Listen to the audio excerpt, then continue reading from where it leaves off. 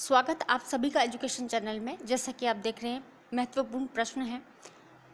पूरा का पूरा जो टॉपिक है हमने पढ़ लिया और अब इसके महत्वपूर्ण जो प्रश्न हैं उनको हम देखेंगे, जिसमें दुर्ग, मंदिर, चित्रकला, हवेलियाँ और छतरियों से संबंधित जो टॉपिक है हमने पूरा कंप्लीट कर लिया है।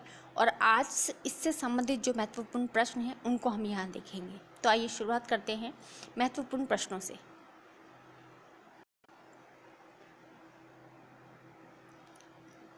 जैसे कि पूरे विस्तार से हमने दुर्गों के बारे में पढ़ा था, तो प्रश्न वहीं से है कि कौटिल्य ने दुर्गों की कितनी प्रमुख कोटियाँ निर्धारित की है। बहुत अच्छे से ये टॉपिक को हमने पढ़ा था डिटेल के अंदर। अगर आपने ये वीडियो स्टार्टिंग से अगर नहीं देखा और नए आप विद्यार्थी हैं तो ज़रूर आप उस वीडियो को ज़रूर देखें, ताकि आपको समझ में आएगा कि कौटिल्य ने दुर्गों की कितने प्रकार की जो कोटियाँ हैं वो निर्धारित की हैं। दूसरे नंबर का जो प्रश्न है वो है शुक्र नीति के अनुसार कितने तरह के दुर्ग बताए गए हैं। यानी कि शुक्र नीति के अनुसार कितने तरह के जो दुर्ग हैं वो बताए गए हैं। तीसरे नंबर का जो प्रश्न है वो है औदुक दुर्ग कहाँ बना होता है। क्या ये ज़मीन पर बना होता है, या फिर किसी पहाड़ी पर बना होता है, या किसी जो है नदी के बीच के अंदर ये बना हुआ होता है, या मरुस्थल के अंदर भी ये बना हुआ होता है। तो इस प्रकार के जो दुर्ग हैं, औदुक दुर्ग, वो कहाँ पर बने हुए होते हैं, इसका ये जो जवाब है वो आपको देना है। चौथे नंबर का जो प्रश्न है वो है पारीख दुर्ग की क्या विशेषता है। इस दुर्ग की क्या विशेषता है हमने पढ़ा था, पहले जो टॉपिक है उसके अंदर भी हमने इसे विस्तार से पढ़ा था। तो आपको इसकी जो विशेषता है वो बतानी है कि क्यों ये पारीख जो दुर्ग है वो कहलाता है। पांचवें नंबर का जो प्रश्न है वो है कि किस दुर्ग को दुर्गों का सिरमौर कहा जाता है। यानी कि राजस्थान का ऐसा कौन सा दुर्ग है जिसे दुर्गों का सिरमौर कहा जाता है, कहाँ पर है और इस दुर्ग की क्या विशेषता है। अगर साथ साथ आप ये भी नोट करते चले जाएंगे तो ये याद करने में आसानी रहेगी कि ऐसा कौन सा जो दुर्ग है जिसे दुर्गों का सिरमौर कहा जाता है। छठे नंबर पर हम बात करते हैं विजय स्तंभ कितने ऊंचे चबूतरे पर बना हुआ है। देखिए, अक्सर एग्ज़ाम में इससे संबंधित जो प्रश्न है वो पूछ लिए जाते हैं कि कोई स्तंभ है या कोई मंदिर है या कोई पंचायतन शैली का जो मंदिर है वो कहाँ पर बना हुआ है, कितने ऊंचे उस चबूतरे पर बना हुआ है। जैसे कि हमने ताजमहल के बारे में पढ़ा, हुमायूं के मकबरे के बारे में पढ़ा, विजय स्तंभ के बारे में आज हम बात कर रहे हैं। तो ये जो स्तंभ बना हुआ है वो कितने फीट ऊंचे चबूतरे के ऊपर बना हुआ है, इसके बारे में आपको बताना है।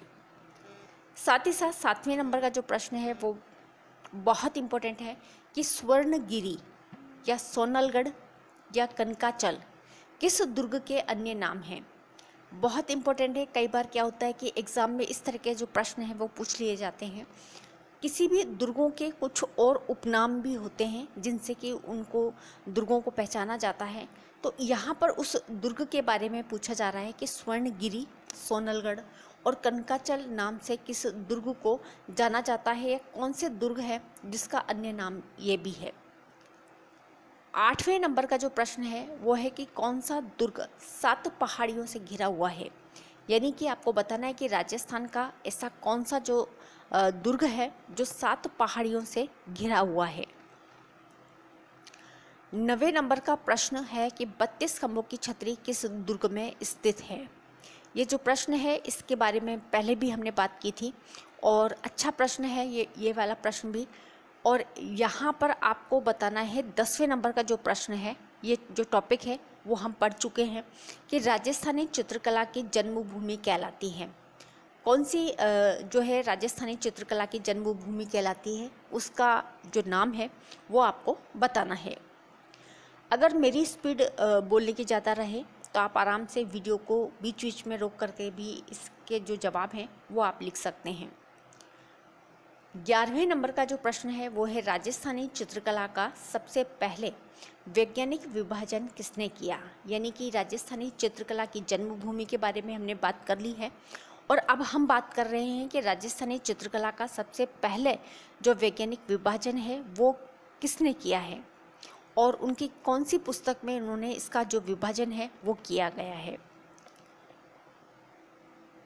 12वें नंबर का जो प्रश्न है वो है कि कौन सा काल राजस्थानी चित्रकला का स्वर्ण काल माना गया है, यानी कि कौन सा काल राजस्थानी चित्रकला का स्वर्ण काल माना गया है, ये आपको बताना है।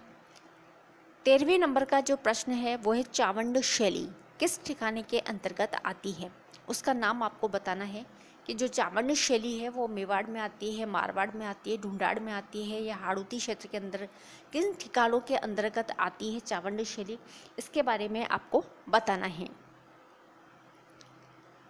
14वें नंबर का जो प्रश्न है वो है कि मंदिर स्थापत्य की शैलियों को कितने भागों में बांटा गया है। देखिए, स्टार्टिंग में भी जब हमने टॉपिक शुरू किया था तब भी ये मंदिरों की जब बात आई थी तो उसमें सबसे पहले हमने ये बताया था कि मंदिर स्थापत्य कला की जो शैलियाँ हैं उनको भागों में बांटा गया है। तो यहाँ पर उनको कितने भागों में बांटा गया है, साथ ही साथ उन शैलियों के अगर नाम भी आप साथ में लिखेंगे तो आपको याद करने में आसानी हो जाएगी और ये याद भी हो जाएगा। तो यहाँ पर उनकी शैलियों के नाम बताने हैं, साथ ही साथ कितने भागों में ये बांटे गए हैं उनके बारे में। अगला जो प्रश्न है वो है कि भारत में शिखर मंदिरों का जो निर्माण है वो किस काल से माना जाता है। इम्पोर्टेंट क्वेश्चन है कि भारत में शिखर मंदिरों का जो निर्माण है वो किस काल से माना जाता है।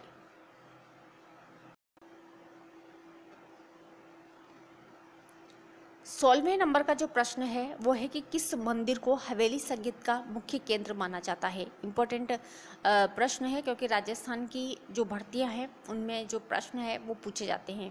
तो किस मंदिर को हवेली संगीत का मुख्य केंद्र माना जाता है, इसका जवाब जो है आपको देना है।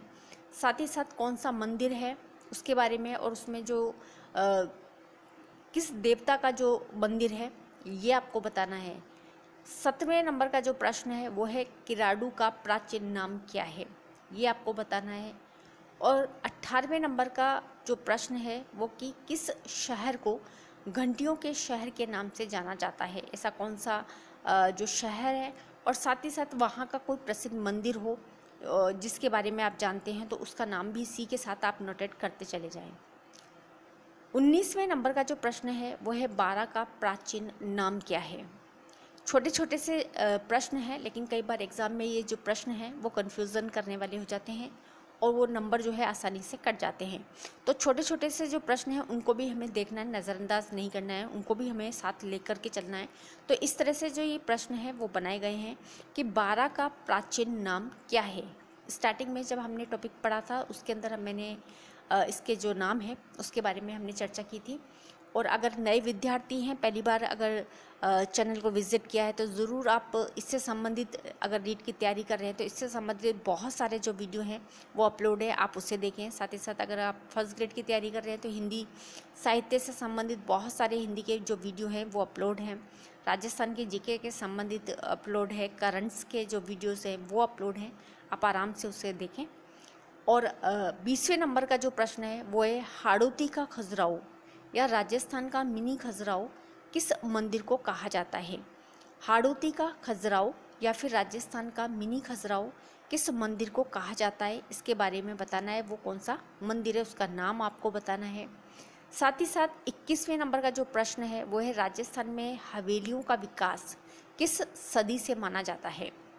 आपको ये बताना है कि ऐसी कौन सी सदी रही है जहाँ से राजस्थान में हवेलियों का विकास हुआ है, उसके बारे में। 22वें नंबर का प्रश्न है कि किस जगह की हवेलियाँ जो हैं वो भित्ति चित्रकारी के लिए जानी जाती हैं।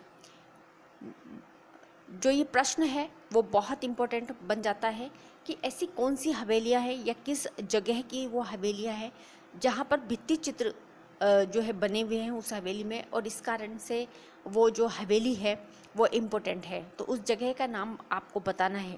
क्या वो हाड़ौती की है, शेखावाटी की है, मेवाड़ की है, मारवाड़ की है, ऐसी कौन सी जगह की हवेलियां हैं जो भित्ति चित्रकारी के लिए जानी जाती हैं। 23वें नंबर का प्रश्न है कि जैसलमेर में 3 प्रमुख हवेलियां और उनके नाम आपको लिखने हैं। कौन कौन सी जैसलमेर की प्रसिद्ध 3 हवेलियाँ रही हैं और उनकी क्या विशेषता है। मैंने जो टॉपिक पढ़ाया था उसमें बाकायदा हमने उनके चित्रों को भी दिखाया था। पढ़ने के साथ साथ यदि चित्र को हम देखते हैं तो वो स्पष्ट रूप से हमारे दिमाग में सेट हो जाता है। तो यहाँ पर जैसलमेर की 3 प्रमुख हवेलियों के नाम बताने हैं, साथ ही साथ उन हवेलियों की क्या कुछ विशेषता हैं उनको भी आप साथ में ही नोटेट कर लें आप, तो आपको आसानी होगी याद करने में। 24वें नंबर का जो प्रश्न है वो है मूसी महारानी की छतरी कहाँ है और कितने खंभों की छतरी है। देखिए बहुत अच्छी तरह से हमने डिटेल में पढ़ा था, साथ ही साथ चित्र भी देखा था। तो जो मूसी महारानी की छतरी है वो कहाँ पर है और कितने खंभों की छतरी है। यदि इन छतरियों की जो है खंभे भी अगर हम याद रखेंगे तो हमें ये आसानी से याद हो जाएंगे और कन्फ्यूज़न भी नहीं होगा, ठीक है।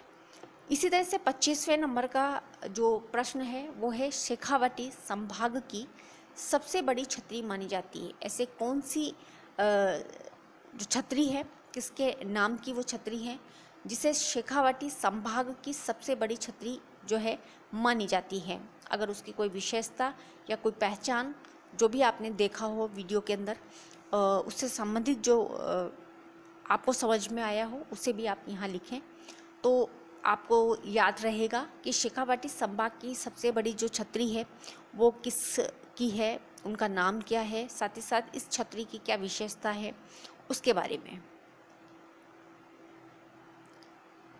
26वें नंबर का जो प्रश्न है वो है 84 खंभों की छतरी कहाँ स्थित है। आराम से हमने पढ़ा था 80 खंभों की छतरी और उसके बाद में हमने पढ़ा था 84 खंभों की छतरी कहाँ पर स्थित है। साथ ही साथ ये छतरी जो है वो किसके द्वारा बनवाई गई थी, ये छतरी किससे से संबंधित है उसके बारे में भी आपको लिखना होगा। 27वें नंबर का जो प्रश्न है वो है राजस्थान का ताजमहल नाम से किसे जाना जाता है। बहुत ही अच्छा प्रश्न है, इम्पोर्टेंट प्रश्न है। छोटे छोटे से प्रश्न ज़रूर हैं, लेकिन अगर याद नहीं है तो ये 2 नंबर गंवाने के लिए काफ़ी हैं। बड़ी आसानी से मैंने आपको दिखाया है। ये इस फ़ोटो को मैंने खुद ने खींचा है। बहुत ही स्पष्ट रूप से ये फ़ोटो है, बहुत ही कलात्मक रूप से जो है इस पर काम किया गया है। और जिसे राजस्थान का ताजमहल कहा जाता है उसका नाम आपको बताना है कि किसे राजस्थान का ताजमहल जो है कहा जाता है। 28वें नंबर का जो प्रश्न है वो है कि जयपुर राज परिवार की पहली छतरी किस शासक की थी। मैंने आपको लास्ट टाइम भी बताया था, बोलकर भी बताया था, और आपको ये भी कहा था कि आप ज़रूर नोटेट करें क्योंकि वो वीडियो थोड़ा सा नीचे से कट गया था। तो जयपुर राज परिवार की जो पहली छतरी है वो किस शासक की है, उस शासक का जो नाम है वो आपको बताना है। 29वें नंबर का जो प्रश्न है वो है प्रसिद्ध नथमल की हवेली में शिल्पकारी का कार्य किन 2 भाइयों के द्वारा किया गया था। नथमल की हवेली हमने पढ़ी थी, उसको का जो चित्र है वो देखा। साथ ही साथ इसमें 2 जो भाई हैं उनके नामों के बारे में हमने बात करी थी, जिन्होंने इस पर शिल्पकारी का जो कार्य है वो किया गया था। उनके नाम जो है आपको बताने हैं। 30वें नंबर का जो प्रश्न है वो है सालिम सिंह जी की हवेली कहाँ पर स्थित है, उस जगह का नाम बताना है। साथ ही इसकी कोई विशेषता अगर आपको याद आती हो वो आप लिखें, कितने मंजिल की है वो लिखें, किसके द्वारा बनवाई गई है ये मंजिल, और इसकी जो हवेली है वो कितने मंजिलों की बनी हुई है उसके बारे में, और साथ ही साथ इसकी कोई खूबी और कोई विशेषता हो आपके जहन में तो वो भी आप इसे नोटेट करें। 31वें नंबर का जो प्रश्न है वो है कि किस हवेली में हिंदू, यहूदी, ईरानी और मुगल स्थापत्य कला का सुंदर समन्वय देखने को मिलता है। ऐसी कौन सी हवेली है, कहाँ पर हवेली है, किसकी ये हवेली है उसके बारे में बताना है कि ऐसी कौन सी हवेली है जिसमें हिंदू, यहूदी, ईरानी और मुगल स्थापत्य कला का सुंदर समन्वय देखने को मिलता है। 32वें नंबर का जो प्रश्न है वो है आभानेरी का प्राचीन नाम क्या है। आभानेरी का प्राचीन नाम क्या है, कहाँ पर है ये, और इसकी क्या कोई विशेषता अगर आपको याद आए तो वो ज़रूर लिखें। 33वें नंबर का जो प्रश्न है वो है शीश के दानी नाम से प्रसिद्ध है। कौन से ऐसे जो है देवता हैं, कौन से ऐसे जो मंदिर है, कहाँ का वो मंदिर है, और किस देवता की वो मूर्ति है, और उनकी अगर कोई विशेषता है याद आए आपको तो ज़रूर आप लिखें कि शीश के दानी नाम से प्रसिद्ध है।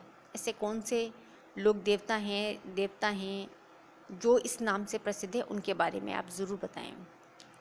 34वें नंबर का जो प्रश्न है वो है कि झालरा पाटन जो है वो किस नदी के तट पर बसा हुआ है।